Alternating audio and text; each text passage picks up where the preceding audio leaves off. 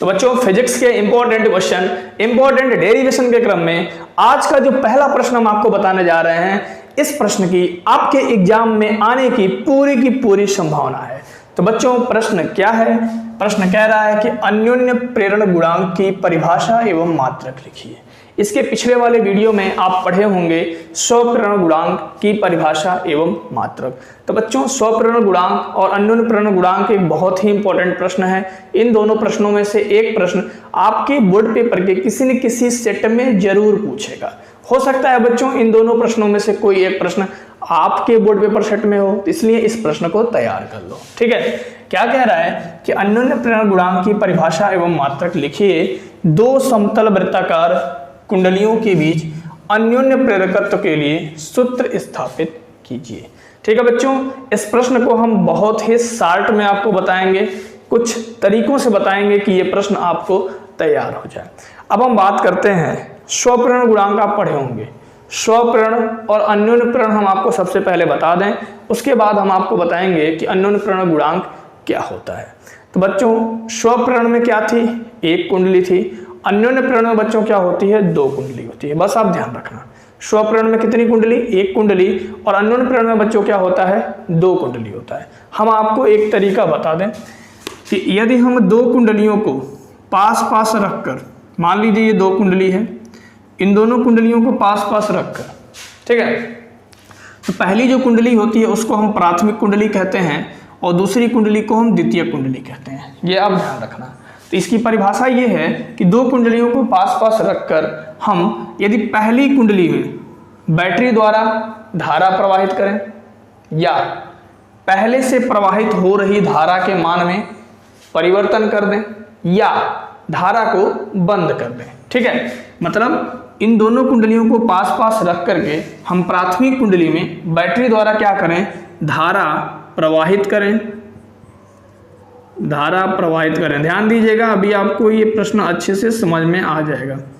धारा प्रवाहित करें या धारा के मान में परिवर्तन कर दें, मतलब पहले से जो प्रवाहित धारा है उसके मान में क्या कर दें? धारा के मान में परिवर्तन कर दें या धारा को बंद कर दें। धारा को बंद कर दें तो क्या होता है? दूसरी कुंडली में यानी कि द्वितीय कुंडली में प्रेरित विद्युत वाहक बल उत्पन्न होता है। ठीक है, तो बच्चों दूसरी कुंडली में क्या उत्पन्न होता है? प्रेरित विद्युत वाहक बल। प्रेरित विद्युत वाहक बल। ठीक, तो विद्युत चुंबकीय प्रेरण की इस घटना को हम अन्योन्य प्रेरण कहते हैं। क्या हम बताएं? अन्योन्य प्रेरण में बच्चों क्या होती है? दो कुंडली होती है। दोनों कुंडलियों को पास पास यदि हम रखते हैं, दोनों कुंडलियों को पास पास रखकर किसी एक कुंडली, हम किस कुंडली के धारा के मान में परिवर्तन कर रहे हैं? प्राथमिक कुंडली के। ठीक है, प्राथमिक कुंडली में बैटरी के द्वारा यदि हम धारा प्रवाहित कर दें या पहले से प्रवाहित हो रही धारा के मान में परिवर्तन कर दें या धारा को बंद कर दें तो द्वितीय कुंडली में क्या उत्पन्न होता है? प्रेरित विद्युत वाहक बल। इसी विद्युत चुंबकीय प्रेरण की घटना को हम क्या कहते हैं? अन्योन्य प्रेरण या अन्योन्य प्रेरकत्व कहते हैं। ठीक है, तो बच्चों यदि हम अन्योन्य प्रेरण की परिभाषा लिखना चाहें, अन्योन्य प्रेरण, तो हम क्या लिखेंगे? अन्योन्य प्रेरण, तो बच्चों इसकी परिभाषा हम क्या लिखें? तो बच्चों हम अन्योन्य प्रेरण की क्या परिभाषा लिखेंगे? यदि आप लिखना चाहते हो तो आप इसे लिख लीजिए। क्या करना है? दिमाग में बस ये सेट रखना है कि दो कुंडलियों को पास पास रखकर यदि हम किसी एक कुंडली के धारा के मान में परिवर्तन करें या धारा प्रवाहित करें या धारा को बंद कर दें। तो बच्चों यहाँ पे दो कुंडली जो हम लिए हैं उसमें पहली कुंडली को हम प्राथमिक कुंडली मान लेंगे और दूसरी कुंडली को हम क्या मानेंगे? द्वितीय कुंडली मान लेंगे। तो बच्चों प्राथमिक कुंडली में बैटरी के द्वारा धारा प्रवाहित करें या पहले से प्रवाहित हो रही धारा के मान में परिवर्तन करें या धारा को बंद कर दें तो द्वितीय कुंडली में क्या उत्पन्न होता है? प्रेरित विद्युत वाहक बल। और विद्युत चुंबकीय प्रेरण की इस घटना को हम अन्योन्य प्रेरण कहते हैं। यदि आप लिखना चाहते हो तो इसे फटाफट आप लिख लीजिए। उसके बाद हम आपको बताते हैं कि अन्योन्य प्रेरण गुणांक क्या होता है, उसके मात्रक क्या होते हैं। क्लियर? तो बच्चों अब हम आपको बताते हैं कि अन्योन्य प्रेरण गुणांक की क्या परिभाषा है। हम आपको अन्योन्य प्रेरण गुणांक की 3 परिभाषा बताएंगे। इन तीनों परिभाषाओं में से कोई भी एक परिभाषा आप बोर्ड एग्जाम में लिख सकते हैं। ठीक है बच्चों, क्या हम आपको बताएं कि 2 कुंडली होगी, पहली कुंडली के धारा के मान में हम परिवर्तन करेंगे, दूसरी कुंडली में क्या होगा, प्रेरित विद्युत वाहक बल उत्पन्न होगा। इसी घटना को हम क्या कहते हैं, अन्योन्य प्रेरण कहते हैं। ठीक है, अब आप देखो तो लिखेंगे, माना, ध्यान दीजिएगा एक एक स्टेप पे, अभी 2 से 3 मिनट के बाद आपको इसकी परिभाषा समझ में आ जाएगी। माना प्राथमिक कुंडली में, प्राथमिक मतलब पहली कुंडली, माना प्राथमिक कुंडली में प्रवाहित धारा, माना प्राथमिक कुंडली में प्रवाहित धारा I1 है। ठीक है, और N2 फेरों वाली, N2 फेरों वाली द्वितीयक कुंडली में, N2 फेरों वाली द्वितीयक कुंडली से बद्ध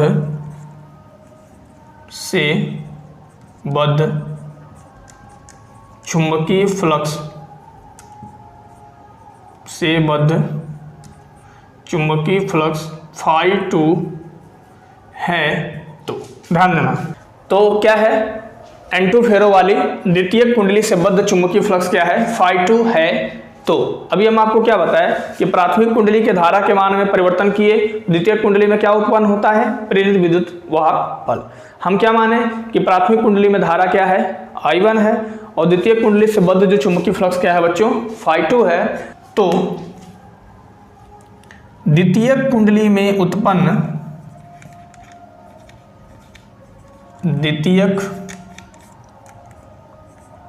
कुंडली में उत्पन्न, द्वितीयक कुंडली में उत्पन्न चुंबकीय फ्लक्स ग्रंथिकाओं की संख्या, ठीक है, चुंबकीय फ्लक्स ग्रंथिकाओं की संख्या।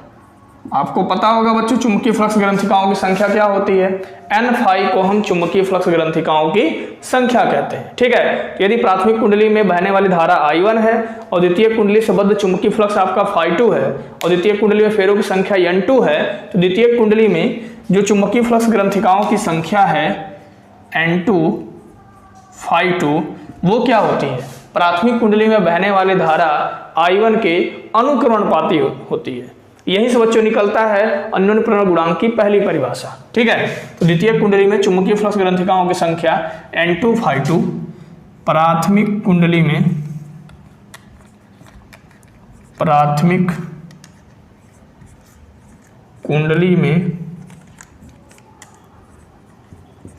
प्रवाहित धारा,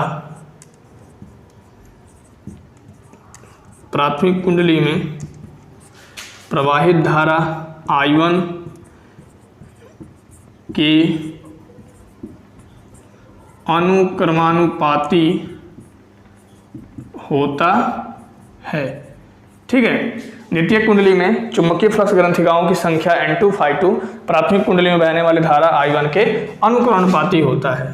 तो इसको आप लिख देंगे N2 अनुक्रमानुपाती I1।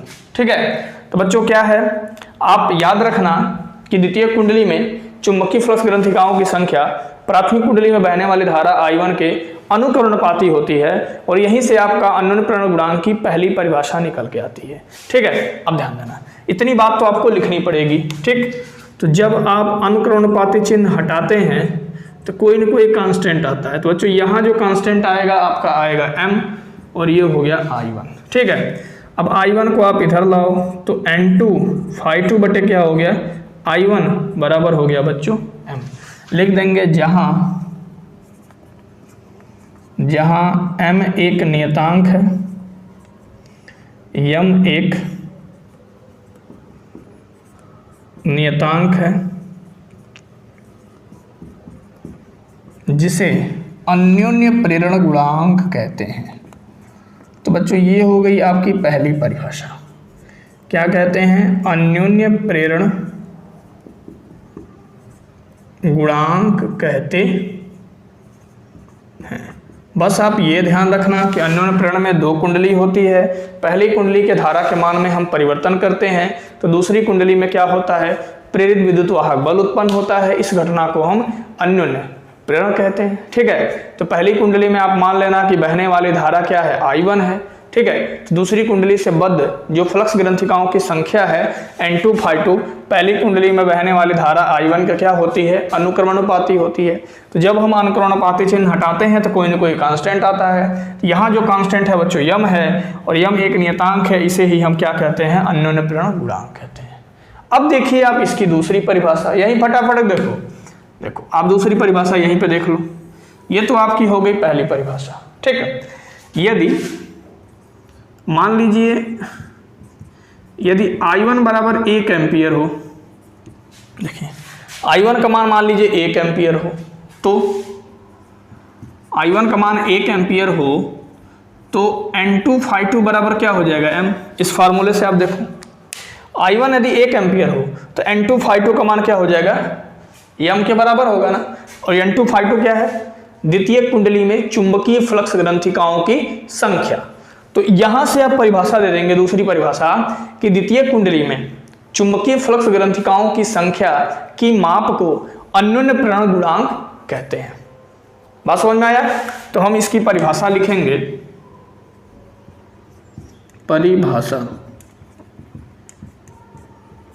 परिभाषा लिख देंगे कि दो कुंडलियों को जब हम पास पास रखते हैं, दो कुंडलियों को जब हम पास पास रखते हैं, दो कुंडलियों को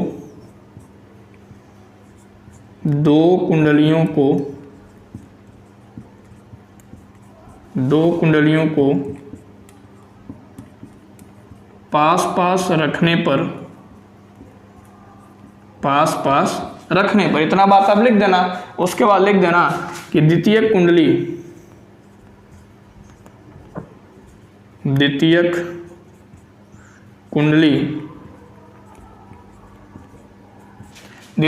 में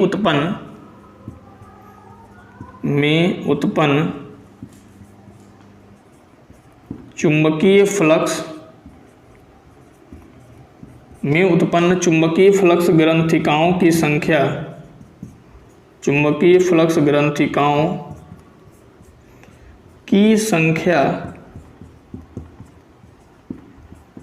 की संख्या की माप, ध्यान देना N2/2 का मान क्या है? M के बराबर है। मतलब द्वितीय कुंडली में उत्पन्न चुंबकीय फ्लक्स ग्रंथिकाओं की संख्या की माप ही क्या कहलाती है? अन्योन्य प्रेरण गुणांक कहलाती है। कब? जब प्राथमिक कुंडली में बहने वाली धारा क्या हो? 1 एम्पियर हो। ठीक है, तो क्या लिखे हम? द्वितीय कुंडली में उत्पन्न चुंबकीय फ्लक्स ग्रंथिकाओं की संख्या की माप अन्योन्य प्रेरण गुणांक कहलाती है। अन्योन्य प्रेरण गुणांक कहलाती है। कब? जब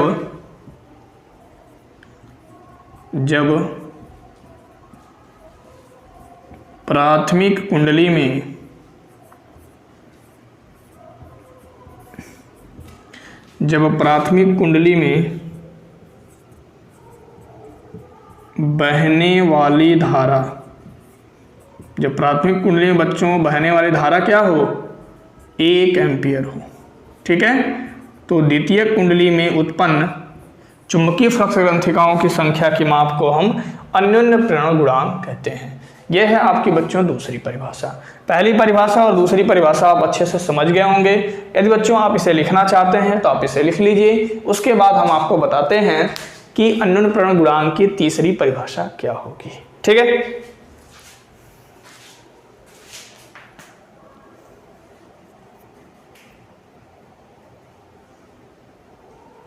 तो बच्चों अब हम आपको बताते हैं अन्योन्य प्रेरण गुणांक की तीसरी परिभाषा। ठीक है, सबसे पहले हम क्या जानें कि जब हम प्राथमिक कुंडली के धारा के मान में परिवर्तन करते हैं तो द्वितीय कुंडली में उत्पन्न होता है प्रेरित विद्युत वाहक बल। इसी कॉन्सेप्ट से हम अन्योन्य प्रेरण गुणांक की तीसरी परिभाषा हम समझेंगे।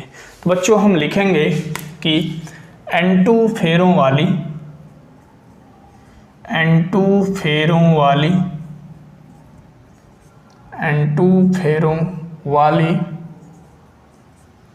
द्वितीयक कुंडली में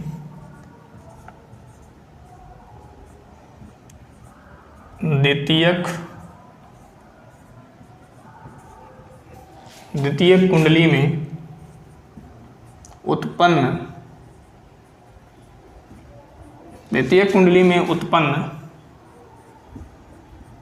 प्रेरित विद्युत वाहक बल।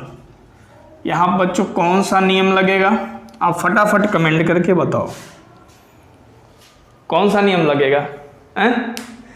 यहां पर लगेगा फैराडे का नियम।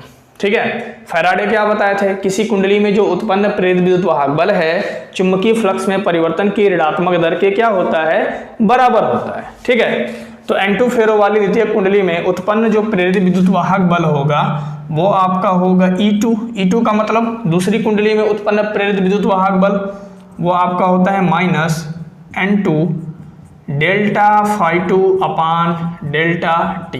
होता क्या है, उस कुंडली में जो चुंबकीय फ्लक्स में परिवर्तन होता है उसके ऋणात्मक दर के बराबर होता है उत्पन्न प्रेरित विद्युत वाहक बल। ये बात कौन बताया था, ये बात हमें फैराडे ने बताया था। ठीक है, अब आप ध्यान दो, इसे आप लिख सकते हो E2 बराबर डेल्टा को आप आगे ले लो और इसमें लिख दो आप N2 φ2 अपान हो जाएगा बच्चों डेल्टा T। अभी हम आपको बताए थे कि अन्योन्य प्रेरण गुणांक M बराबर होता है N2 φ2 अपान I1। ठीक है, I1 क्या है, प्राथमिक कुंडली में प्रवाहित धारा। ठीक है, क्योंकि जब हम प्राथमिक कुंडली में धारा प्रवाहित करते हैं, धारा के मान में परिवर्तन करते हैं या धारा को बंद करते हैं तो द्वितीय कुंडली में उत्पन्न होता है प्रेरित विद्युत वाहक बल और इसी विद्युत चुंबकीय प्रेरण की घटना को हम कहते हैं अन्योन्य प्रेरण। क्लियर, अब आप ध्यान दो, तो यहाँ से I1 को यदि आप इधर ले जाते हो तो ये आपका हो जाएगा MI1 बराबर हो जाएगा N2 φ2। ठीक है, अब आपका प्रेरित विद्युत वाहक बल E2 बराबर हो गया माइनस डेल्टा। तो बच्चों N2 φ2 की जगह आप लिख सकते हो MI1 अपान हो गया डेल्टा T। ठीक है, M को आप बाहर निकाल लो, M क्या है, अन्योन्य प्रेरण गुणांक है, तो ये आपका हो जाएगा delta I1 upon delta T। अब डेल्टा I1 और delta I1 upon delta T को अब इधर ट्रांसफर कर लो। कैसे होगा, तो बच्चों M बराबर हो जाएगा, माइनस को भी इधर ट्रांसफर कर दो, तो ये हो गया माइनस E2 अपान डेल्टा I1 डेल्टा T आएगा तो E2 के नीचे ही ना आएगा, तो यहाँ पे हो जाएगा डेल्टा I1 अपान हो जाएगा बच्चों डेल्टा T। आप इसे समझे ना, यम का यदि मान निकालना है तो delta I1 upon delta T को आप इधर ट्रांसफर करोगे तो E2 के नीचे आ जाएगा, माइनस इधर आ जाएगा, तो इसको हम सीधा करके लिख दिए M बराबर माइनस E2 अपान delta I1 upon delta T। ठीक है, तो बच्चों ये आपका निकल गया अन्योन्य प्रेरण गुणांक का एक बहुत ही जबरदस्त फार्मूला। इस फार्मूले पर आपसे बोर्ड पेपर सेट में न्यूमेरिकल क्वेश्चन भी पूछा जाता है।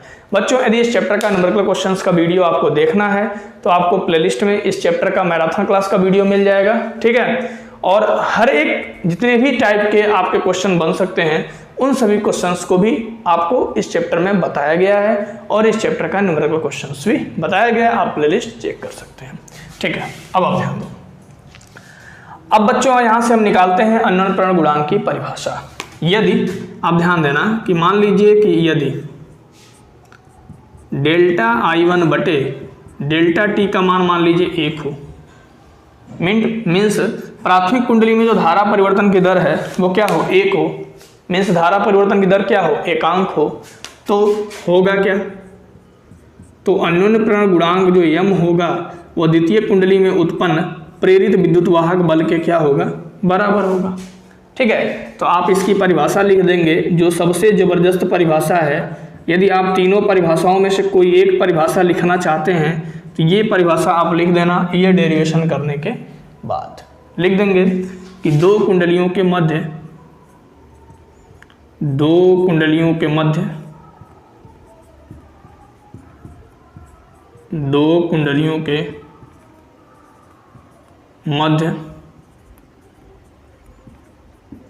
अन्योन्य प्रेरण गुणांक अन्योन्य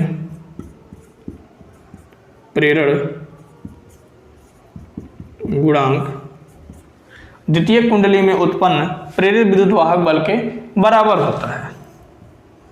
द्वितीयक, ध्यान देना, द्वितीयक कुंडली में उत्पन्न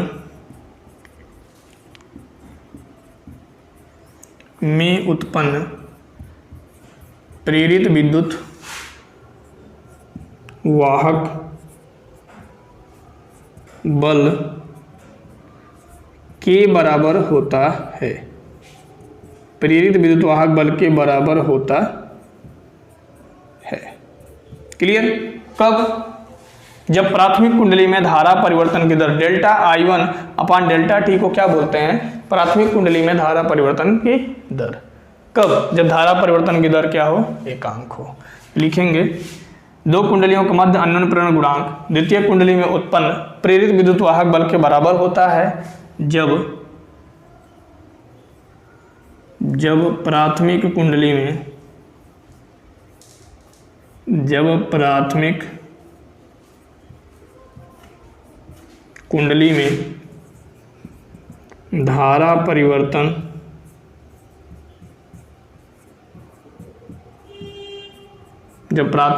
में धारा परिवर्तन की दर क्या हो? एकांक हो। ठीक है, ये सबसे जबरदस्त परिभाषा है। क्या है? यदि हम दो कुंडलियों के मध्य, मतलब दो कुंडलियों को पास पास रखें तो उनके मध्य जो अन्योन्य प्रेरण गुणांक है, ठीक है, द्वितीय कुंडली में उत्पन्न प्रेरित विद्युत वाहक बल के क्या होता है? बराबर होता है। कब? जब प्राथमिक कुंडली में धारा परिवर्तन की दर क्या हो? एकांक हो। बात क्लियर? अब इस फार्मूले से हम इसका मात्रक भी निकाल सकते हैं। समझ गए? तो बच्चों इसे आप नोट कर लो, उसके बाद हम आपको इसका मात्रक और बीमा बताते हैं। ठीक है,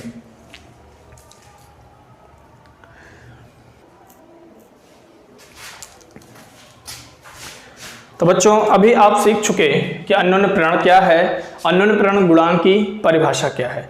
हम आपको अन्योन्य प्रेरण गुणांक की 3 परिभाषा बताए। इन तीनों परिभाषाओं में से कोई भी एक परिभाषा आप बोर्ड पेपर में लिख सकते हैं। ठीक है, तो बच्चों अब हम आपको बताते हैं अन्योन्य प्रेरण गुणांक का मात्रक क्या है एवं इसकी बीमा क्या है। अभी अन्योन्य प्रेरण गुणांक के लास्ट वाले परिभाषा में निकल के आया था अन्योन्य प्रेरण गुणांक m बराबर -E2 अपान डेल्टा I1 बटे डेल्टा टी। तो इस फार्मूले का प्रयोग करके हम अन्योन्य प्रेरण गुणांक का मात्रक निकाल सकते हैं, और जब मात्रक निकल जाएगा तो बीमा बड़े आराम से निकाल सकते हैं। ठीक है, अब आप ध्यान दो, तो इसका बच्चों मात्रक होगा, मात्रक आपका हो जाएगा, देखिए प्रेरित विद्युत वाहक बल का मात्रक क्या होता है? वोल्ट होता है। यह आपका हो गया वोल्ट, और नीचे क्या है? धारा है। धारा का मात्रक बच्चों होता है एम्पियर, और बटे क्या है? डेल्टा टी है। डेल्टा टी का मात्रक बच्चों होता है सेकंड। तो इसका मात्रक हो गया वोल्ट अपान एम्पियर पर सेकंड। ठीक है, अन्योन्य प्रेरण गुणांक का मात्रक क्या हो गया? वोल्ट अपान एम्पियर पर सेकंड। सेकंड को यदि आप ऊपर ले जाते हो तो ये आपका हो जाएगा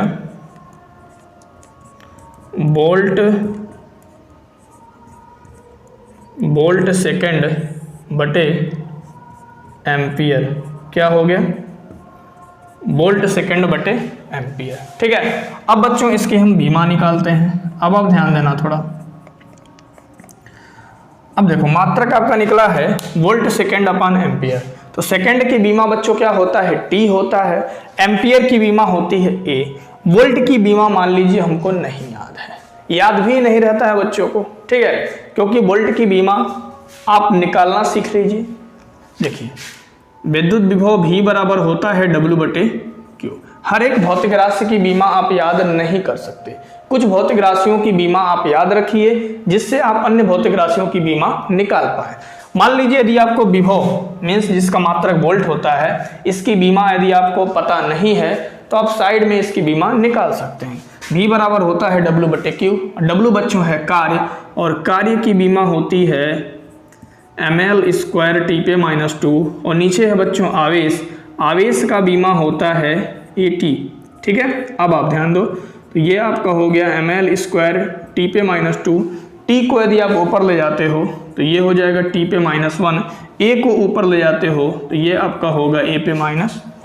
इसे हम लिख सकते हैं ml² टी पे -2 टी पे -1। तो बच्चों बेस से में पावर ऐड होगा टी पे -3 और इसे हम लिख सकते हैं ए पे -1। ठीक है, तो वोल्ट की बीमा आपकी निकल के आ गई ml² टी पे -3 और ए पे -1।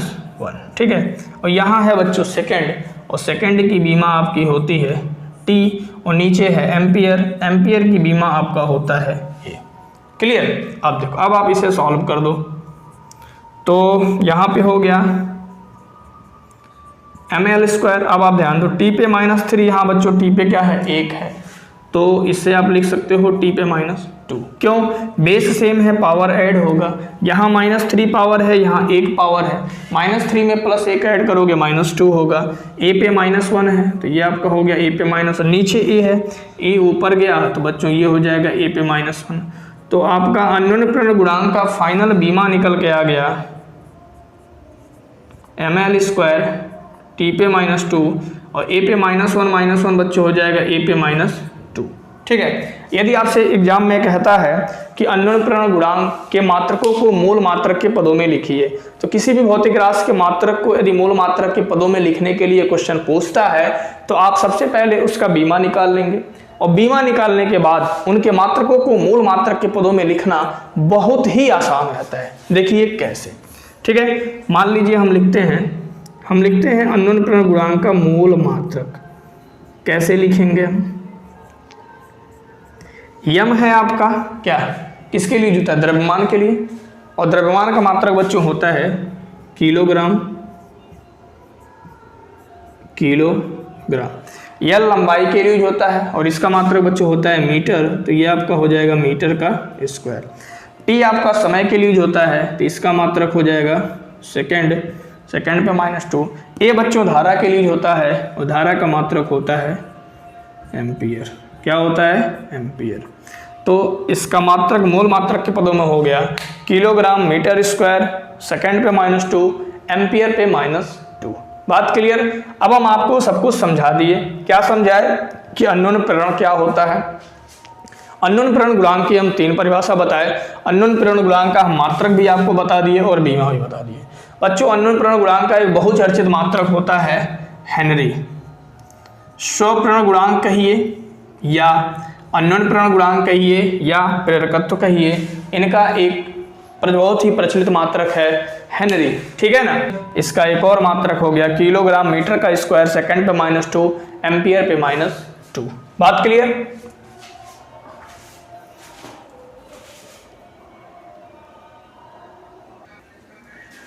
तो बच्चों अब हम आपको बता दें कि 2 समतल वृत्ताकार कुंडलियों के बीच अन्योन्य प्रेरकत्व के लिए सूत्र क्या होगा। 2 समतल वृत्ताकार कुंडली। ठीक है, हम क्या करेंगे, हम आपको रफ आइडिया दे देते हैं। अन्योन्य प्रेरण गुणांक का जो फार्मूला आपका होता है यम बराबर होता है बच्चों N2/2/I1, ये आपका फार्मूला है। ठीक है, अब आप ध्यान दो φ2 बराबर क्या होता है, मीन्स फाई बराबर जो चुंबकीय फ्लक्स है ये आपका होता है BA। ये दोनों समतल वृत्ताकार कुंडलियां हैं जो समाक्षीय रूप से एक पास में रखी गई हैं। ठीक है, तो पहली वृत्ताकार कुंडली में जो चुंबकीय क्षेत्र उत्पन्न होगा वही चुंबकीय क्षेत्र आपका द्वितीय कुंडली में भी उत्पन्न होगा। मीन्स ये जो चुंबकीय क्षेत्र है दोनों कुंडलियों में बच्चों क्या होगा, समान होगा। ठीक, तो यदि मान लीजिए प्राथमिक कुंडली जो पहली है जिसकी फेरों की संख्या N1 है, उसके केंद्र पर जो उत्पन्न चुंबकीय क्षेत्र होगा वो आपका होगा μ0 N1 I1 अपान 2R। क्या होगा? μ0 N1 I1 अपान 2R। और यही चुंबकीय क्षेत्र आपका द्वितीय कुंडली पर भी एक समान रूप से होगा। बात क्लियर? तो अब हम जब अन्योन्य प्रेरण गुणांक निकालेंगे तो m बराबर हो जाएगा बच्चों, एक लाइन का इसका डेरिवेशन है, साइड में बता दे रहे हैं, फिर आपको हम लिख के भी बताते हैं। φ2 की जगह आप लिख दोगे BA अपान क्या है बच्चों, I1 है। अब देखो तो N2 B का मान कितना है, μ0 N1 I1 अपान 2r, और यहाँ बच्चों क्या दिया है, क्षेत्रफल दिया है किसका, r क्या है, त्रिज्या है ना। हम त्रिज्या को मान लेते हैं कि प्राथमिक कुंडली की त्रिज्या क्या है, r1 है। क्लियर, इसको हम r1 मान लेते हैं। और द्वितीय कुंडली जो है उसकी त्रिज्या मान लीजिए r2 है। तो यहाँ जो a है, ये a phi2 द्वितीय कुंडली का क्षेत्रफल होगा ना। तो द्वितीय कुंडली का क्षेत्रफल क्या हो जाएगा, वृत्त का क्षेत्रफल पाई आर स्क्वायर होता है और उसकी त्रिज्या r2 है, इसलिए क्या हो जाएगा, r2 का होल स्क्वायर हो जाएगा। ठीक है, तो बच्चों क्या नीचे क्या दे रखा है, होल अपान आपका दिया है I1। तो I1 से I1 बच्चों कट जाएगा। ठीक है, तो इसे आप लिख सकते हो म्यू नॉट अपान 2। I1 से I1 आपका कैंसिल हो गया, ध्यान देना। N1 और N2 को एक जगह लिख लो, N1 इंटू N2, और यहाँ आपका बच्चों हो जाएगा पाई R2 का होल स्क्वायर अपान नीचे क्या बचेगा आपका, R1 बचेगा। कुछ इसी प्रकार डेरिवेशन होगा, हम आपको पूरा डिटेल में लिख करके बताते हैं। ठीक है, तो हम मान लेंगे कि माना दो समतल कुंडली, दो समतल वृत्ताकार कुंडली, दो समतल वृत्ताकार कुंडली जिसकी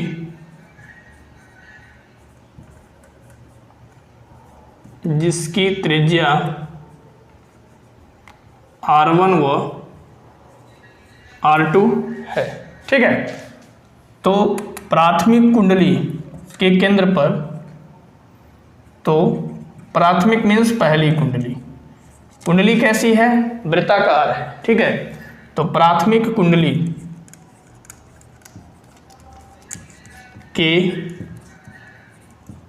केंद्र पर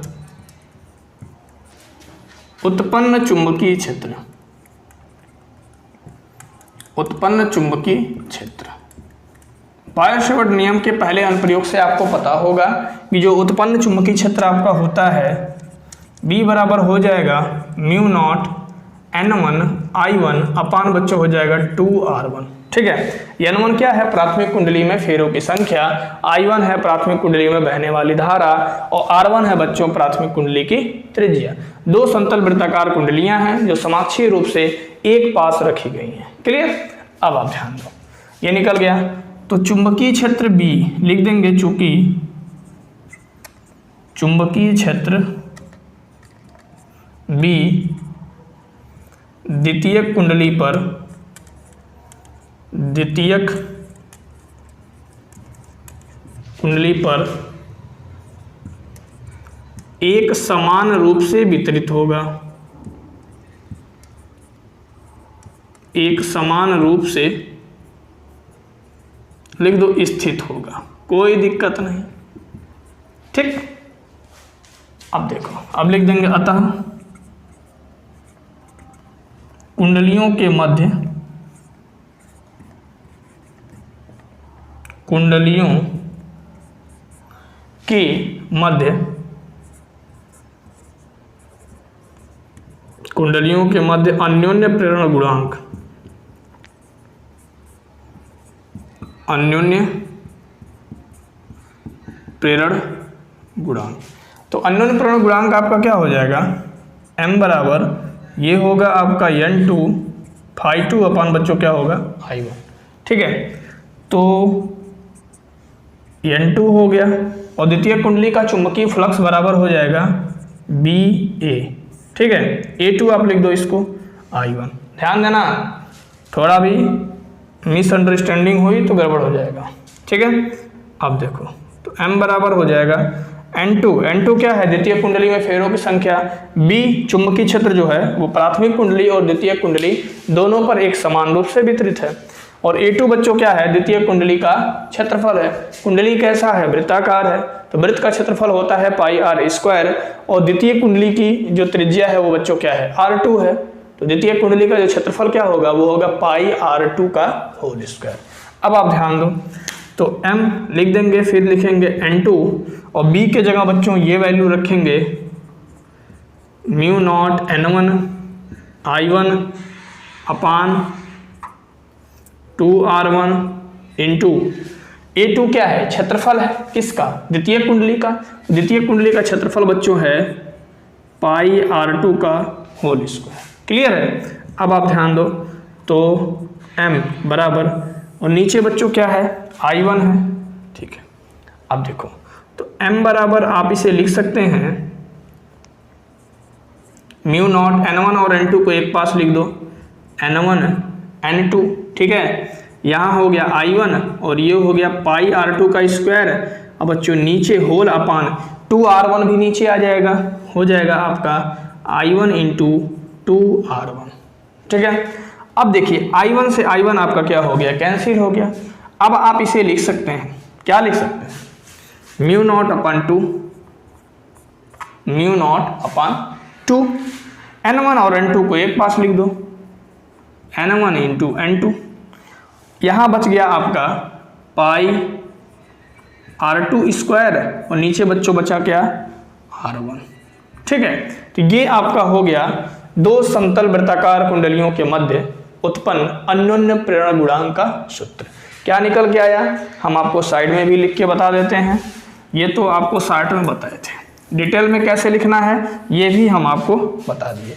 तो अन्योन्य प्रेरण गुणांक का बच्चों फार्मूला निकला m बराबर, इसको आप थोड़ा और सेटिंग करके लिख लो, म्यू नॉट अपान 2 n1 n2 into pi R2 का होल स्क्वायर अपान R1, और इसका मात्रक बच्चों हो जाएगा हेनरी। बात क्लियर।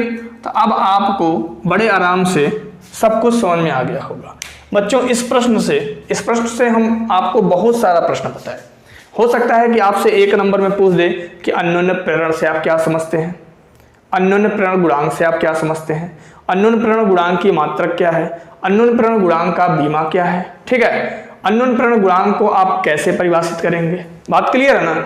इस प्रश्न से हम आपको बहुत सारा प्रश्न बता दिए और आपको लास्ट में एक डेरिवेशन भी हमने बता दिया कि दो समतल वृत्ताकार कुंडलियों के बीच अन्योन्य प्रेरकत्व के लिए सूत्र की स्थापना कीजिए। मतलब यदि आप इस प्रश्न को तैयार कर लेते हैं जितना हम आपको बताए इस प्रश्न में, तो आपको अन्योन्य प्रेरकत्व या अन्योन्य प्रेरण गुणांक से आने वाले सभी के सभी प्रश्न आप सॉल्व कर लेंगे। ठीक है। अब बच्चों ये वाला फार्मूला आपको पता है, कौन सा फार्मूला, यदि आपको ये फार्मूला पता है जो अन्योन्य प्रेरण गुणांक की तीसरी परिभाषा थी, तो इस फार्मूले के माध्यम से आप अन्योन्य प्रेरण गुणांक से रिलेटेड जितने भी न्यूमेरिकल क्वेश्चन आपके बोर्ड पेपर में पूछे जाएंगे, आप सभी के सभी न्यूमेरिकल क्वेश्चन सॉल्व कर सकते हैं। बात क्लियर, समझ गए। यदि आपको अच्छे से समझ में आया है तो एक प्यारा सा कमेंट करके जरूर बताइए।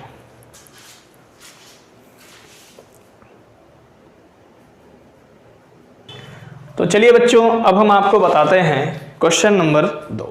क्या है क्वेश्चन नंबर 2?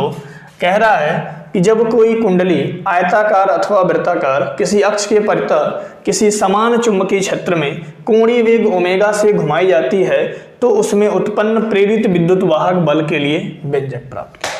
तो सबसे पहले हम आपको बता दें कि प्रेरित विद्युत वाहक बल उत्पन्न कब होता है।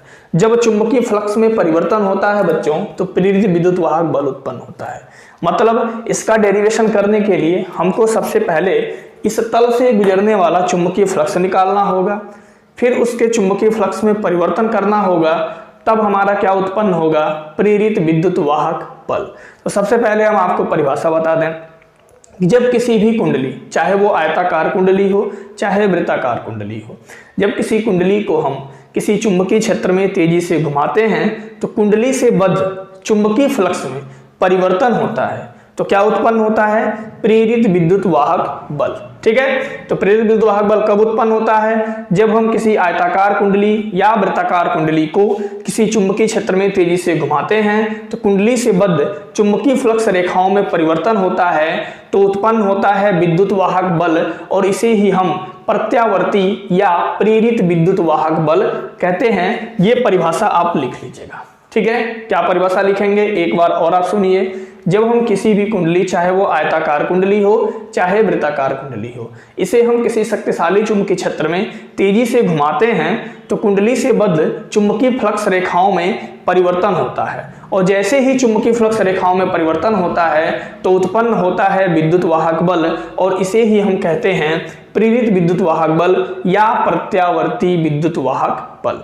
क्लियर। हम यहाँ देख पा रहे हैं कि एक समान चुंबकीय क्षेत्र है, इसमें n फेरों वाली एक आयताकार कुंडली ABCD है, ठीक है। इसको हम दक्षिणावर्त कोणीय वेग ओमेगा से घुमाते हैं, ठीक है। तो मान लेंगे कि कुंडली t सेकंड में थीटा कोण घूम जाती है, कुंडली t सेकंड में थीटा कोण घूम जाती है। तो अब हम क्या करेंगे, अब हम निकालेंगे कि इस कुंडली से बद्ध चुंबकीय फ्लक्स में परिवर्तन कितना हुआ, ठीक है। तो हम लिखेंगे यदि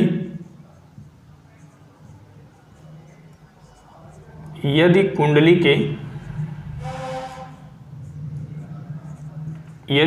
के तल का क्षेत्रफल, आप परिभाषा लिख लीजिएगा प्रेरित विद्युत वाहक बल का, हम व्यंजक आपको डायरेक्ट बता रहे हैं। यदि कुंडली के तल का क्षेत्रफल A है तो इससे बद्ध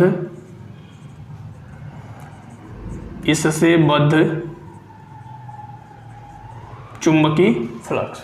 तो बच्चों यदि किसी पृष्ठ का क्षेत्रफल A है जो चुंबकीय क्षेत्र में रखा हुआ है, तो उससे बद्ध जो चुंबकीय फ्लक्स होगा या उस पृष्ठ से जो गुजरने वाला चुंबकीय फ्लक्स है वो आपका होता है चुंबकीय क्षेत्र B तथा उस पृष्ठ के क्षेत्रफल जो पृष्ठ चुंबकीय क्षेत्र में रखा हुआ है के स्केलर गुणन या डॉट प्रोडक्ट के बराबर होता है। क्लियर। अब आप ध्यान दो, तो फाई बराबर हो जाएगा B डॉट A को आप लिख सकते हो BA cos थीटा, ठीक है। आपको पता होगा किसी भी दो सदिशों का जो डॉट प्रोडक्ट होता है वो होता है BA cos थीटा। क्लियर। अब आप ध्यान दो, तो BA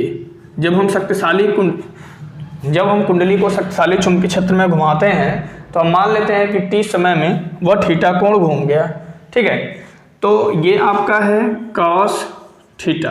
प्रश्न में क्या दिया है, कोणीय वेग ओमेगा से घूम रहा है, तो हम इस कोण को कोणीय वेग में बदलेंगे। आपको पता है कि जो कोणीय वेग बराबर होता है कोणीय विस्थापन बटे समय, ठीक है। यदि आपको नहीं पता होगा तो कहीं पे नोट कर लेना।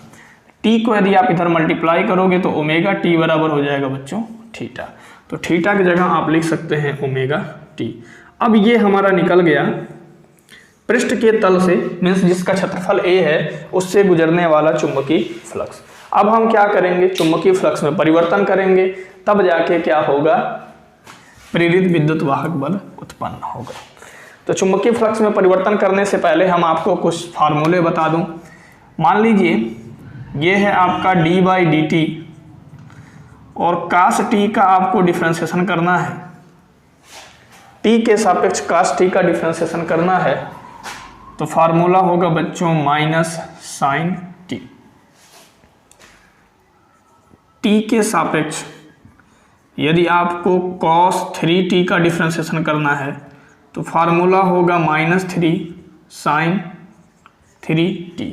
इसी प्रकार यदि आपको t के सापेक्ष cos ओमेगा t का डिफ्रेंसिएशन करना है तो इसका फार्मूला हो जाएगा -omega sin omega t, -omega sin omega t। बात क्लियर। तो अब हम क्या करेंगे, चुंबकीय फ्लक्स में परिवर्तन करेंगे। तो चुंबकीय फ्लक्स में परिवर्तन करने के लिए t के सापेक्ष अवकलन कर देंगे, ठीक है। तो लिखेंगे t के सापेक्ष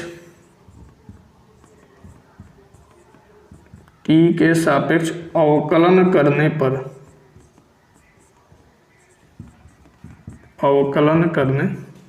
ठीक है। t के सापेक्ष जब आप अवकलन करोगे तो ये आपका हो जाएगा d∅/dt। ये हो गया चुंबकीय फ्लक्स में परिवर्तन की दर।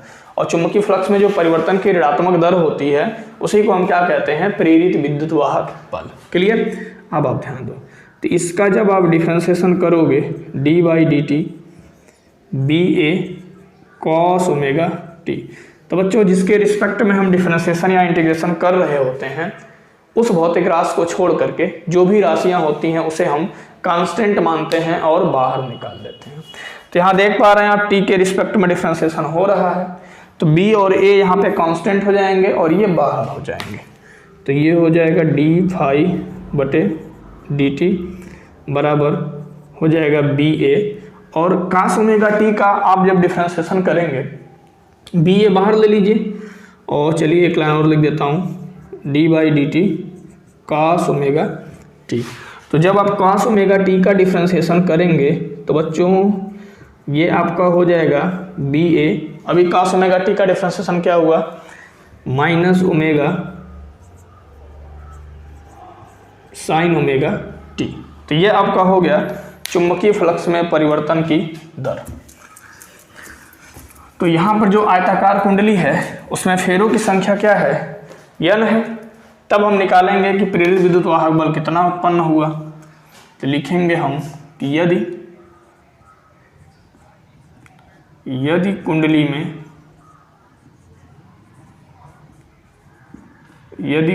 में फेरों की संख्या, बहुत ही आसान डेरिवेशन है, बस आप प्रेरित विद्युत वाहक बल की परिभाषा याद रखो। क्या है परिभाषा, जब किसी कुंडली को हम किसी शक्तिशाली चुंबकीय क्षेत्र में घुमाते हैं तो उसकी चुंबकीय फ्लक्स रेखाओं में क्या होता है, परिवर्तन होता है। तो जब परिवर्तन होता है तो प्रेरित विद्युत वाहक बल उत्पन्न होता है। इसका मतलब क्या है, हमें उस पृष्ठ से गुजरने वाला चुंबकीय फ्लक्स निकालना होगा और उस चुंबकीय फ्लक्स का हम डिफरेंशिएशन कर देंगे। तो डिफरेंशिएशन करेंगे तो क्या निकलेगा, चुंबकीय फ्लक्स में परिवर्तन की दर, और यही जब चुंबकीय फ्लक्स में परिवर्तन होगा तो प्रेरित विद्युत वाहक बल उत्पन्न हो जाएगा। ठीक, तो यदि कुंडली में फेरों की संख्या n हो तो उत्पन्न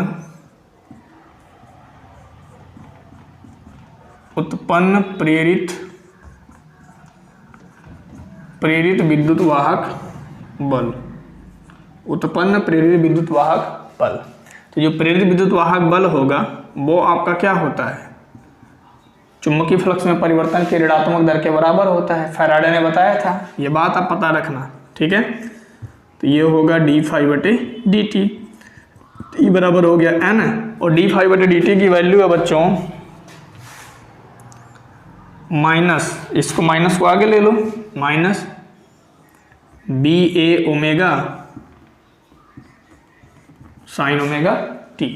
तो माइनस माइनस क्या हो गया, प्लस हो गया। तो ई बराबर हो गया एन बी ए ओमेगा साइन ओमेगा टी। तो ये बच्चों निकल गया प्रत्यावर्ती विद्युत वाहक बल का समीकरण। ठीक है, अब हम निकालते हैं कि प्रत्यावर्ती विद्युत वाहक बल का जो अधिकतम मान होगा वो कितना होगा। ठीक है, इस समीकरण में आप देख पा रहे हैं कि साइन ओमेगा टी आया है। जब भी फिजिक्स में किसी भी समीकरण में साइन थीटा आता है तो यदि इसके कोण का मान हम 90 अंश लिख देंगे तो इस प्रेरित विद्युत वाहक बल का अधिकतम मान निकल जाएगा। ठीक है, तो हम लिखेंगे E के अधिकतम मान के लिए, E के अधिकतम मान के लिए जो साइन का कोण है ना वो 90 अंश होना चाहिए। मीन्स ओमेगा टी बराबर क्या होना चाहिए, 90 अंश। तो इसलिए साइन ओमेगा टी बराबर क्या हो जाएगा, साइन 90 अंश, और साइन 90 अंश का मान हो जाएगा बच्चों 1। हम मान लेंगे कि ई का जो अधिकतम मान है वो आपका क्या है, E0 है।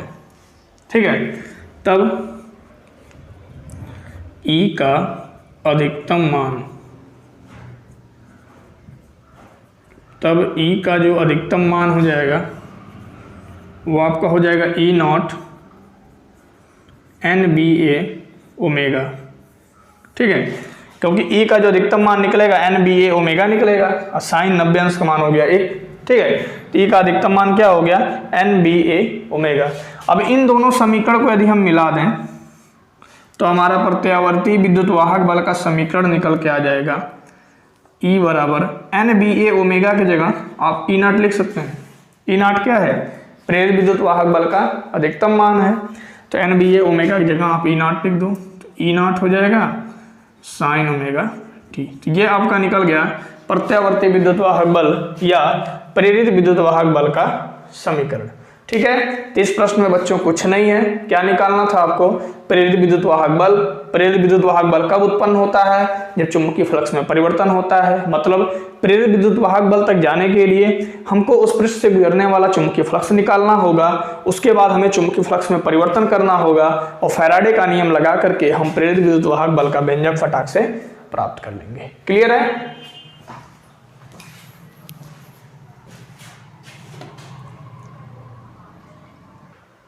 तो चलिए बच्चों, अब हम आपको एक बेहद ही इंपॉर्टेंट क्वेश्चन बताते हैं। बच्चों, इस प्रश्न की आपके बोर्ड पेपर में किसी न किसी सेट में पूछने की पूरी संभावना है। क्या है प्रश्न? प्रश्न कह रहा है कि प्रत्यावर्ती धारा के वर्ग माध्य मूल मान से आप क्या समझते हैं। क्लियर? फिर कह रहा है कि प्रत्यावर्ती धारा के वर्ग माध्य मूल मान तथा शिखर मान I0 में संबंध स्थापित कीजिए। तो सबसे पहले हम आपको इसकी परिभाषा बताते हैं। क्या है परिभाषा? तो बच्चों, ये क्या है? ये धारा है। ये क्या है? धारा का वर्ग है। इसके ऊपर यदि हम बार लगाते हैं तो इसे हम क्या बोलेंगे?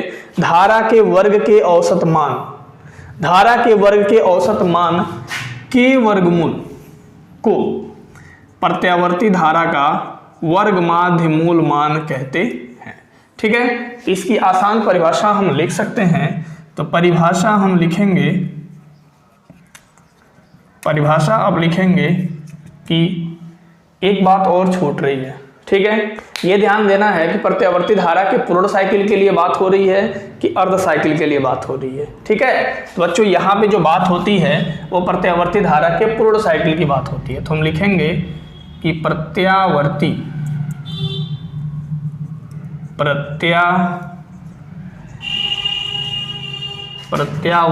धारा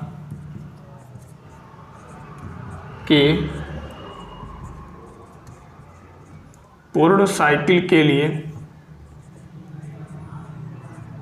पूर्ण साइकिल के लिए क्या है?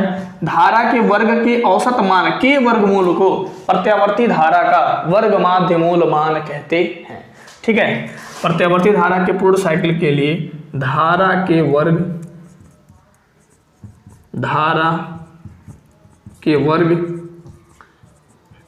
के औसत मान, धारा के वर्ग के औसत मान के वर्गमूल, औसत मान के वर्गमूल को, औसत मान के वर्गमूल को प्रत्यावर्ती धारा का वर्ग माध्य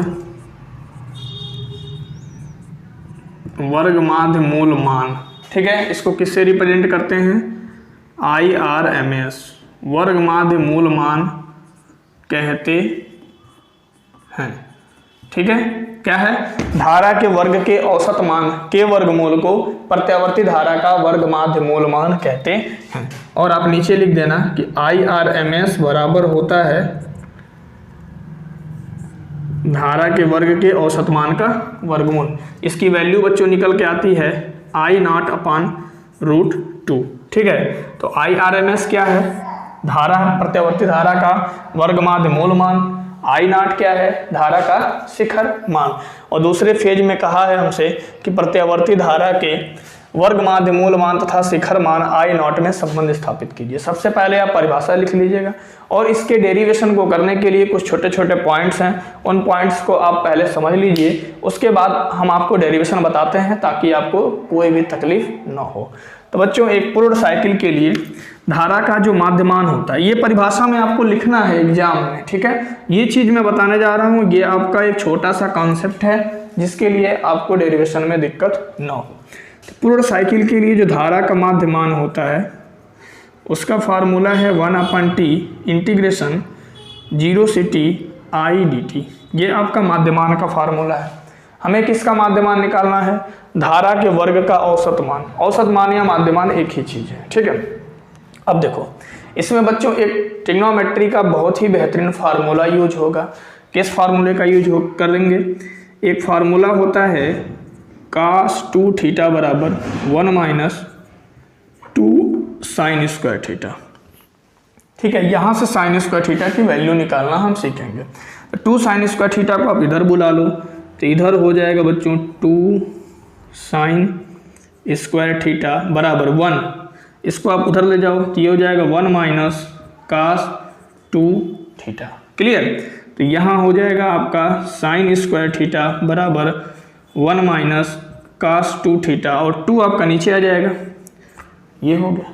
यदि मान लीजिए थीटा की जगह ओमेगा टी लिखा हुआ है, ठीक है, मान लीजिए कि थीटा की जगह क्या हो, ओमेगा टी हो, तो ये आपका हो जाएगा साइन स्क्वायर ओमेगा टी बराबर हो जाएगा 1 minus cos omega T upon 2। इन सभी पॉइंट्स को आप लिख लीजिएगा, इसी का यूज होगा डायरेक्ट, ठीक है। प्रश्न में क्या आएगा, साइन स्क्वायर ओमेगा टी आएगा और उसके जगह हम लिखेंगे 1 minus cos omega T upon 2। Trigonometry का हम डायरेक्ट फार्मूला यूज करेंगे, इसे आप लिख लीजिएगा। और पूर्ण साइकिल के लिए धारा का जो माध्यमान का फार्मूला है 1 अपॉन टी इंटीग्रेशन 0 से टी, ये लोअर लिमिट है, ये अपर लिमिट है, आई डी टी, ठीक है। अब हम आपको बता दें एक इंटीग्रेशन का भी यूज होता है। किस इंटीग्रेशन का यूज होता है, अब देखिए इस फार्मूले को भी आप नोट कर लेना, आएगा इंटीग्रेशन कास ओमेगा टी।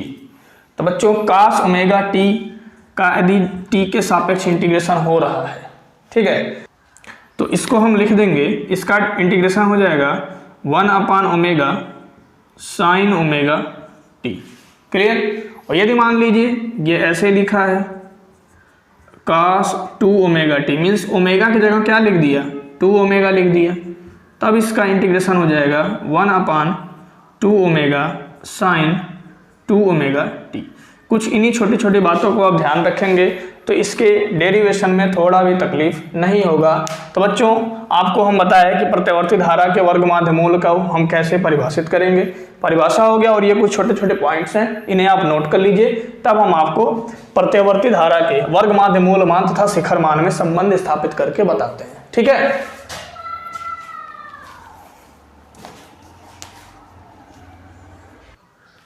तो चलिए अब हम आपको वर्ग माध्य मूल मान IRMS और I0 में संबंध स्थापित करके बताते हैं। तो बच्चों प्रत्यावर्ती धारा का वर्ग माध्य मूल मान क्या है, धारा के वर्ग का औसत मान। तो सबसे पहले हमको क्या निकालना है, धारा के वर्ग का औसत मान निकालना है, और उसके बाद उसका वर्गमूल करेंगे तो क्या निकलेगा, वर्ग माध्य मूल मान। परिभाषा क्या है, धारा के वर्ग के औसत मान के वर्गमूल को हम क्या कहते हैं, वर्ग माध्य मूल मान कहते हैं, क्लियर। तो हम लिखेंगे सबसे पहले कि प्रत्यावर्ती धारा के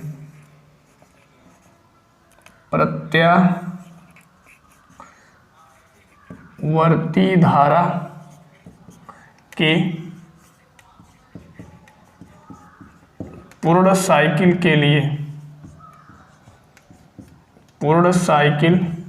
के लिए आई स्क्वायर का माध्य मान, धारा के वर्ग का माध्य मान। धारा के वर्ग का जो माध्य मान का बच्चों फार्मूला होगा वो आपका होगा 1 अपान टी 0 से टी, यहाँ हो जाएगा आई स्क्वायर डी टी। अब हम आपको बता दें टी बराबर फार्मूला होता है बच्चों 2 पाई बटे ओमेगा, और आई बराबर होता है धारा का जो समीकरण है, प्रत्यावर्ती धारा का जो समीकरण होता है आई बराबर आई नॉट साइन ओमेगा टी, ठीक है। अब हम क्या करेंगे, लिख देंगे इसका जो माध्य मान हम निकाल रहे हैं 1 बटे टी के जगह आप लिखेंगे 2 पाई अपान ओमेगा, और यहाँ हो गया बच्चों 0, और टी के जगह हो गया 2 पाई अपान ओमेगा। आई स्क्वायर है ना, तो आई की जगह यदि हम I0 साइन ओमेगा टी रखते हैं तो ये हो जाएगा आई नॉट का square sine square omega T D T, clear. अब आप ध्यान दो, तो ये हो जाएगा आई स्क्वायर का बार ओमेगा का ऊपर गया तो ओमेगा अपान हो गया 2 पाई, 0 से बच्चों क्या हो गया 2 पाई बाई ओमेगा, क्लियर। अभी हम आपको क्या बताएं कि इंटीग्रेशन या डिफरेंशिएशन करते समय जिसके रिस्पेक्ट में इंटीग्रेशन या डिफरेंशिएशन हो रहा होता है उसे छोड़ के सभी वैल्यू कांस्टेंट मान ली जाती है और उन्हें बाहर निकाल लेते हैं, ठीक है। तो टी के रिस्पेक्ट में यहाँ पे इंटीग्रेशन हो रहा है तो आई नॉट को आप बाहर निकाल लोगे, तो ये आपका हो जाएगा आई नॉट का स्क्वायर, और यहाँ आपका हो जाएगा sign square omega T D T. अब हम यहाँ यूज करेंगे ट्रिग्नोमेट्री का बेहतरीन फार्मूला। कौन सा फार्मूला बच्चों, अभी हम आपको बताए थे कि फार्मूला होता है कास 2 थीटा बराबर 1 माइनस 2 साइन स्क्वायर थीटा, ठीक है। यदि आप 2 साइन स्क्वायर थीटा को इधर लाते हैं तो ये हो जाएगा 2 sine square theta upon 1 minus cos 2 theta. ठीक है, और यदि आप इसको ऐसे लिखना चाहते हैं तो साइन स्क्वायर थीटा बराबर हो जाएगा 1 माइनस cos 2 थीटा अपान 2। ठीक है, यदि बच्चों थीटा की जगह ओमेगा टी लिख दें, थीटा की जगह ओमेगा टी है ना, यहाँ पे ओमेगा टी लिख दें तो क्या हो जाएगा 1 minus cos 2 omega T upon 2। इसी फार्मूले का आप यूज करेंगे, अभी हम आपको इसको बताए भी थे। ठीक है, तो अब ये हमारा हो जाएगा, अब ये क्या हो जाएगा, धारा के वर्ग का माध्यमान बराबर क्या हो जाएगा, omega upon 2 pi, omega upon 2 pi I not का स्क्वायर, और यहाँ बच्चों हो जाएगा इंटीग्रेशन 0 से 2 पाई बाई ओमेगा, और साइन स्क्वायर ओमेगा टी की जगह हम लिख देंगे 1 minus cos 2 omega T, 1 minus cos 2 omega T upon 2, और यहाँ हो जाएगा बच्चों डी टी। ध्यान देना एक एक स्टेप पे, ठीक है, परेशान मत होना। अब आप ध्यान दो, ये सब आपका ऐसे ही लिखते जाएंगे लास्ट तक, इसको आपको कुछ भी इधर उधर नहीं करना है। ध्यान देना, थोड़ा भी लापरवाही नहीं, गलत हो सकता है। ठीक है, अब आप ध्यान दो, 1/2 है ना नीचे, इसको आप बाहर ले लो, 1/2 हो गया। अब आपका अंदर में हो जाएगा 0 से 2 पाई by omega 1 minus cos 2 omega T D T. ठीक है, अब देखिए, तो ये हो गया आई स्क्वायर के बाद मतलब धारा के वर्ग का औसत मान क्या निकल रहा है, ओमेगा अपान 2 पाई इंटू आई जीरो का स्क्वायर इंटू 1/2। अब आप ध्यान दें, एक का बच्चों आप इंटीग्रेशन करेंगे टी के सापेक्ष, तो ये आपका होगा टी। ठीक है, और cos 2 ओमेगा टी का टी के सापेक्ष इंटीग्रेशन करेंगे, तो अभी हम आपको बताए थे एक फार्मूला, मान लीजिए कि ये cos ओमेगा टी लिखा है और इसका इंटीग्रेशन आप कर रहे हैं, तो इसका फार्मूला होता है 1/ओमेगा साइन ओमेगा टी। ध्यान देना, नहीं पता होगा तो नोट कर लेना। अब मान लीजिए यहाँ पे ओमेगा की जगह लिख दिया cos 2 ओमेगा टी, तो इसका फार्मूला बच्चों हो जाएगा 1/2 ओमेगा साइन 2 ओमेगा टी। ठीक है, तो cos 2 ओमेगा टी का जो इंटीग्रेशन होगा वो आपका होगा 1/2 ओमेगा साइन 2 ओमेगा टी। अब देखिए, लोअर लिमिट आपका हो गया 0 और अपर लिमिट बच्चों क्या हो गया 2 पाई अपान ओमेगा। क्लियर? अब आप ध्यान देना, इन सभी को ऐसे ही लिखते जाओ, इनका कैलकुलेशन हम बाद में करेंगे।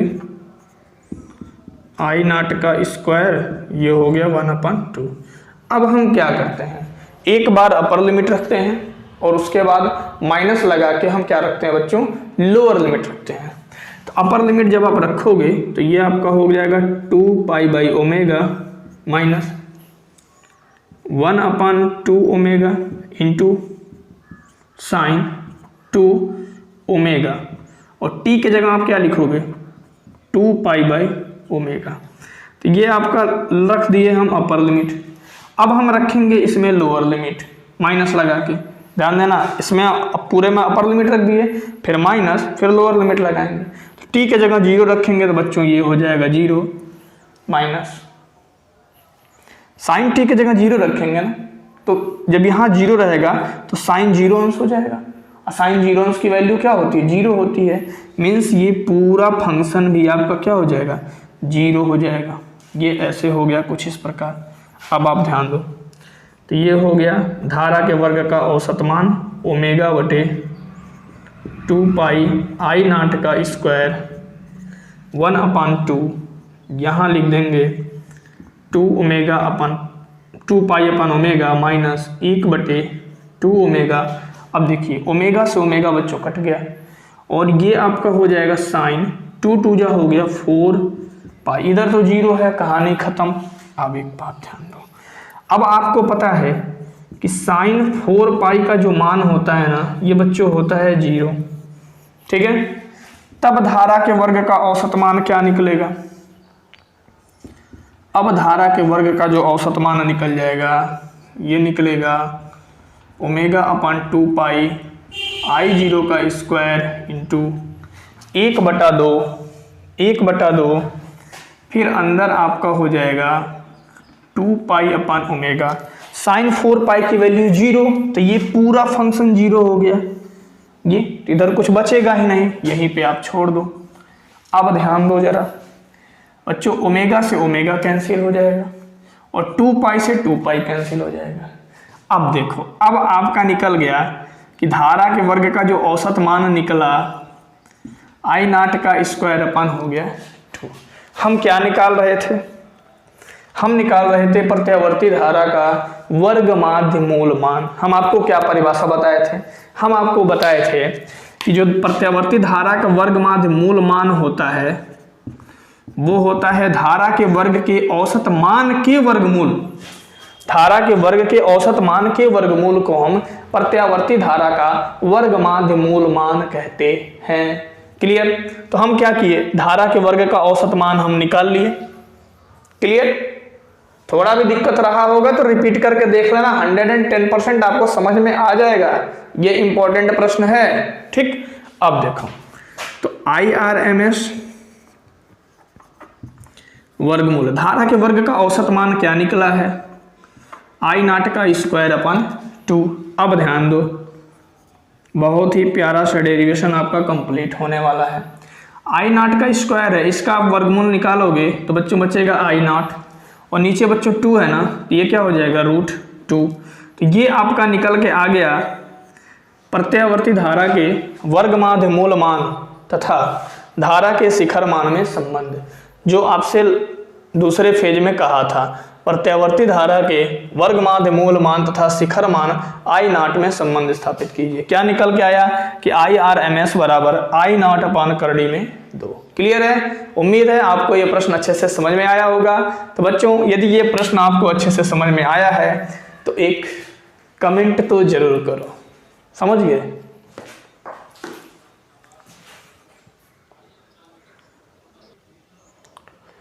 तो चलिए बच्चों, अब हम आपको एक मोस्ट इंपॉर्टेंट क्वेश्चन बताते हैं।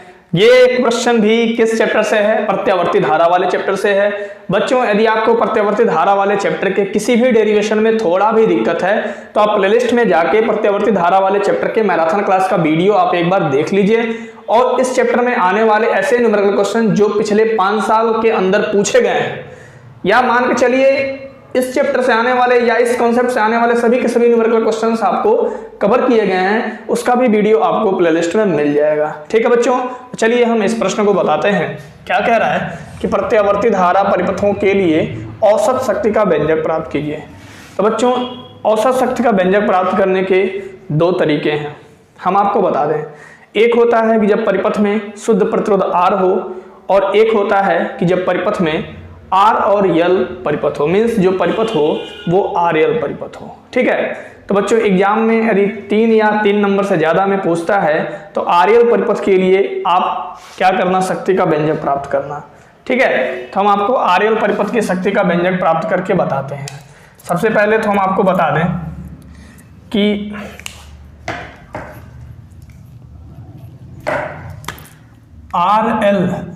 LR परिपथ के लिए LR परिपथ में V व I के समीकरण, क्योंकि समीकरण जानना जरूरी है, क्योंकि शक्ति का जो बच्चों फार्मूला होता है, शक्ति का फार्मूला होता है P बराबर V इंटू I। V का समीकरण पता है, I का समीकरण पता है, तो आप बड़े आराम से शक्ति का व्यंजक प्राप्त कर सकते हैं। ठीक है? और एक चीज और आप याद रखना इस डेरिवेशन को करने के लिए, इस डेरिवेशन में यूज होगा साइन A माइनस बी का फार्मूला। इसे आप कहीं नोट कर लो। तो साइन A माइनस बी का बच्चों फार्मूला है sine A into cos B minus cos A into sine B. ठीक है? ये फार्मूला यूज होगा। और एक फार्मूला यूज होगा कि पूर्ण साइकिल के लिए क्योंकि यहाँ पे जो भी हम काम कर रहे हैं पूरे साइकिल के लिए कर रहे हैं, पूर्ण साइकिल के लिए साइन स्क्वायर ओमेगा टी का जो मान होता है वो आपका होता है 1/2 और साइन 2 ओमेगा टी का जो मान होता है बच्चों क्या होता है 0। अब ध्यान देना, बस इन्हीं छोटे मोटे 2-3 टॉपिक को 2-3 कॉन्सेप्ट को आप ध्यान रखेंगे तो औसत शक्ति का व्यंजक निकालने में आपको थोड़ा भी तकलीफ नहीं होने वाला है। क्या है, तो आर परिपथों में v व i के समीकरण पहले आप लिख लो, ठीक है। तो v का समीकरण बच्चों v बराबर होता है v0 साइन ओमेगा टी, ठीक है, और i बराबर होता है I0 sign omega T minus 5, ठीक है। बस v व i का समीकरण आपको पता होना चाहिए, उसके बाद आपकी शक्ति फटाक से निकल जाएगी। तो लिख देंगे परिपथ में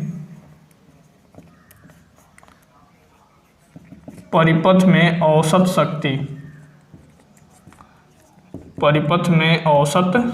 शक्ति, शक्ति का फार्मूला होता है P बराबर बच्चों होता है V इंटू आई। ध्यान देना आप एक एक स्टेप जो आपको ये बताया हूं इतना आपको पता है ना तो फटाक से क्वेश्चन सॉल्व होगा। तो P बराबर V आपका हो जाएगा V0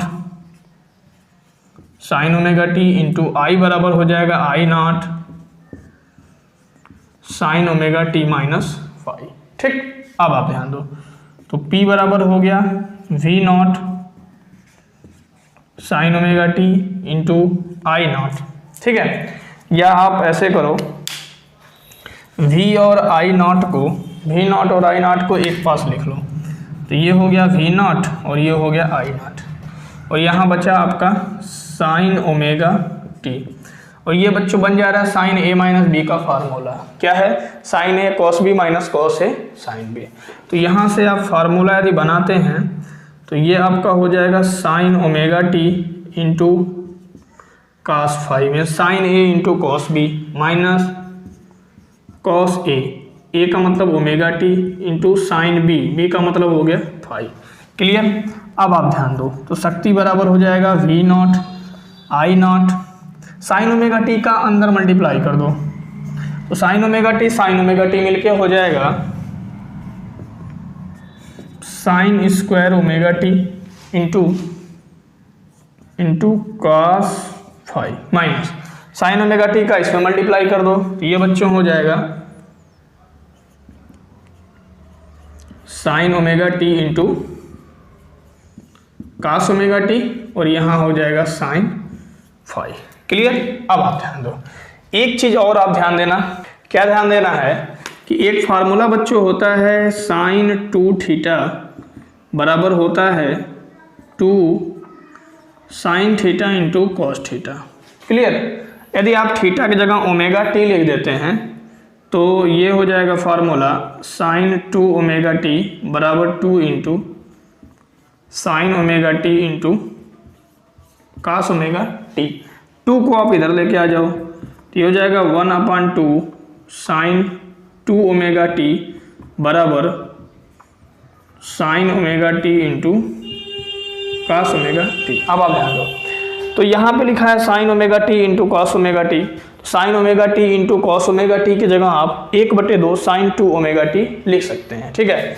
इस कॉन्सेप्ट को आप क्या करना, जहाँ ये सॉल्व हो रहा होगा उसके साइड में लिख देना कि चूंकि साइन 2 थीटा बराबर एक ट्रिग्नोमेट्री का फार्मूला है 2 sine theta into cos theta. यदि थीटा की जगह ओमेगा टी लिखते हैं तो साइन 2 ओमेगा टी बराबर हो जाएगा 2 sine omega T into cos omega t. हमको किसकी वैल्यू चाहिए, sine omega T into cos omega t. तो sine omega T into cos omega T की वैल्यू मिल गई आपका, P बराबर हो जाएगा V0 I0 और ये आपका हो गया sign square omega T into बच्चों हो जाएगा cos 5 माइनस इसके जगह आप लिख सकते हो 1/2 साइन 2 ओमेगा टी साइन 5। अब आपका डेरिवेशन हो गया, समझो क्या लिखेंगे, चूंकि पूर्ण साइकिल के लिए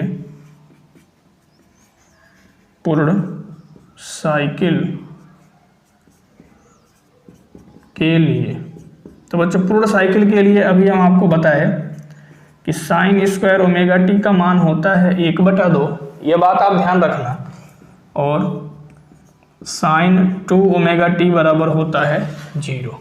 तो अब आपकी औसत शक्ति क्या हो जाएगी? ठीक है, अब आप ध्यान देना कि इसकी औसत, इसको हम मिटा दे रहे हैं बच्चों, इसको लिख लेना। अब आपकी औसत शक्ति हो जाएगी P बराबर V0 I0। तो sign square omega T, sign square omega T की जगह आप 1/2 लिख सकते हो। तो यहाँ पे हम लिख देंगे 1/2 cos फाई माइनस, अब आप ध्यान देना साइन 2 ओमेगा टी का जो मान होता है पूर्ण साइकिल के लिए वो होता है आपका 0। यदि हम यहाँ पे 0 रखते हैं तो ये पूरा फंक्शन 0 हो जाएगा, मतलब इसे आप लिख सकते हो -0। तो P बराबर हो जाएगा V0 I0 1/2 cos फाई। अब देखो इसे आप क्या लिख सकते हो, लिख दोगे V0/√2 इंटू I0/√2। देखिए मान में कोई अंतर आया? कोई अंतर नहीं आया। क्यों? करड़ी में 2 का करड़ी में 2 से गुणा करोगे तो 2 ही तो आएगा, और यहाँ पे 2 है, हम इसको सेटिंग करने के लिए लिख दिए। अब देखो तो V0/√2 है, ये क्या है? वोल्टेज का, प्रत्यावर्ती वोल्टेज का वर्गमाध्य मूलमान है, ठीक है। और I0/√2 है प्रत्यावर्ती धारा का वर्गमाध्य मूलमान है।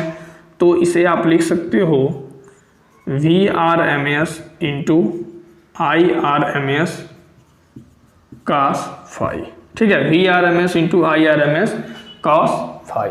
तो cos फाई बच्चों यहाँ पर क्या है? शक्ति गुणांक है, ठीक है। तो ये आपका निकल के आ गया कि प्रत्यावर्ती धारा परिपथों के लिए औसत शक्ति का व्यंजक। यदि बच्चों एग्जाम में 3 नंबर या 3 नंबर से अधिक में आता है तो LR परिपथ के लिए आप औसत शक्ति का व्यंजक निकालेंगे। बहुत सिंपल तरीके से निकालना है।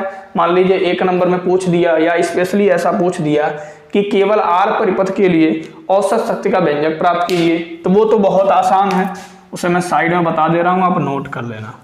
तो R परिपथ में R परिपथ में V व I के समीकरण, R परिपथ में V व I का समीकरण होता है, V बराबर होता है V0 sine omega T comma I बराबर होता है I0 साइन ओमेगा टी, ठीक है। तो R परिपथ में V व I के समीकरण ये होते हैं, और R परिपथ के लिए औसत शक्ति निकालने के लिए पूछेगा तो P बराबर हो गया V इंटू I। तो P बराबर बच्चों हो जाएगा, V का मान हो गया V0 sine omega T into I0 sign omega T. इसे आप बड़े आराम से कर सकते हैं, ठीक है। अब देखो तो ये हो गया V0 I0, एक पास लिख लो, और साइन ओमेगा टी आपका हो गया साइन स्क्वायर ओमेगा टी। अभी हम आपको क्या बताए थे कि पूर्ण साइकिल के लिए साइन स्क्वायर ओमेगा टी का जो मान होता है 1/2 होता है। आप यहाँ पे क्या करो, 1/2 लिख दो। अब 1/2 को सेटिंग कर दो। क्या सेटिंग करोगे? V0/√2 into I0/√2। क्लियर? तो V0/√2 क्या है? प्रत्यावर्ती वोल्टेज का RMS वैल्यू है, और I0/√2 धारा का RMS वैल्यू है, ठीक है। अब आप ध्यान दो, दोनों डेरिवेशन आपका हो गया। हम कहेंगे यदि आप एग्जाम में यह प्रश्न आता है तो LR परिपथ के लिए आप औसत शक्ति का व्यंजक प्राप्त करना। यदि आपको थोड़ा दिक्कत होता है या LR परिपथ का औसत शक्ति का व्यंजक प्राप्त करना भूल गया मान लो, तो ये वाला कर लेना, नंबर तो मिल ही जाएगा, समझ गए। लेकिन कोशिश करना LR परिपथ का करना, ठीक है।